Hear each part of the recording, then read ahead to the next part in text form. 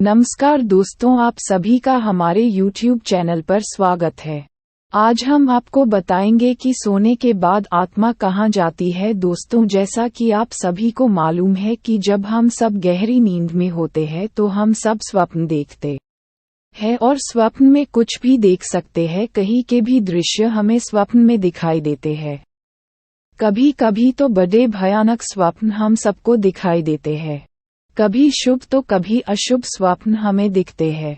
ऐसे में हमारे दिमाग में कभी न कभी यह सवाल जरूर आता है कि आखिर सोने के बाद आत्मा कहाँ जाती है।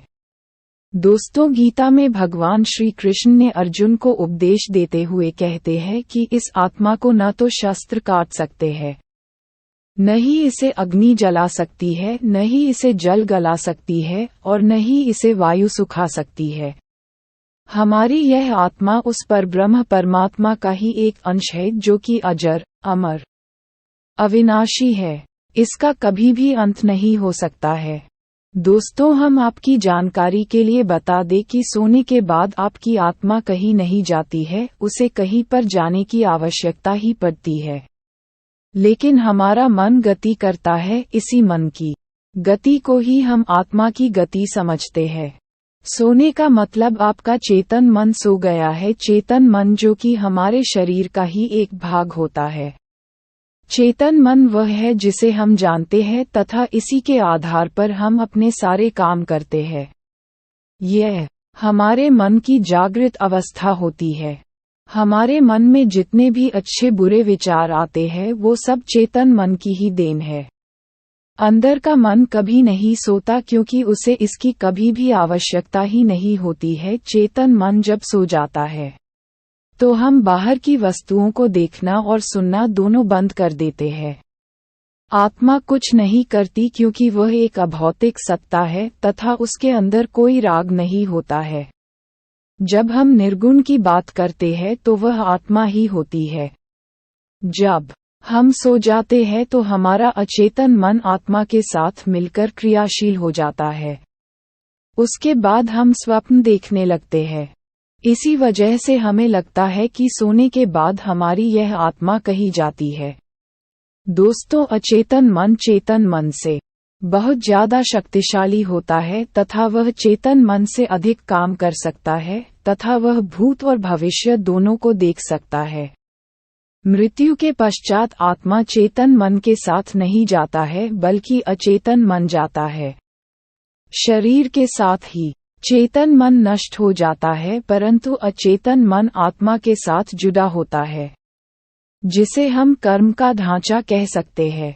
अचेतन मन एक सूचनाओं के ढेर जैसा होता है और सोने के बाद आत्मा अचेतन मन से जुड़ जाती है। इसीलिए सोने को दूसरी मृत्यु का भी नाम दिया गया है, क्योंकि जब कोई मनुष्य गहरी नींद में होता है तो उसे बिल्कुल भी होश नहीं होता है।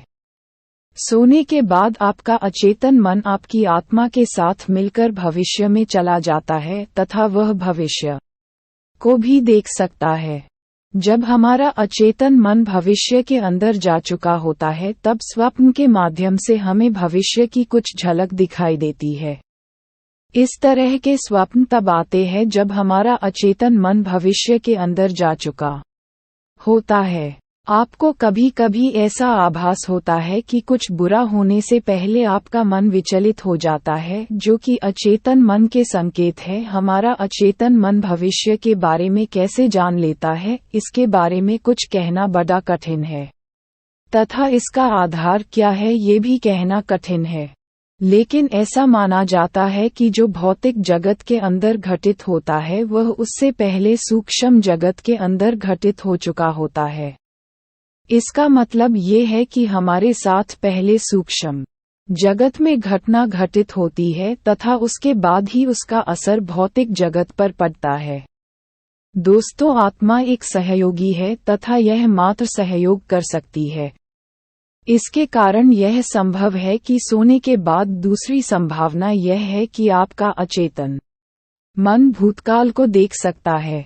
हम आपसे भूतकाल की चर्चा कई उदाहरणों से करेंगे। दोस्तों, भूतकाल का मतलब जो घटित हो चुका है और उसके अंश आपके अंदर मौजूद है, लेकिन चेतन मन उन तक नहीं पहुंच सकता है, लेकिन अचेतन मन इन तक आसानी से पहुंच सकता है। अगर आपको यह वीडियो अच्छी लगी हो तो इसे शेयर जरूर करें और इसी तरह के अन्य वीडियो के लिए हमारे YouTube चैनल को सब्सक्राइब करें। धन्यवाद।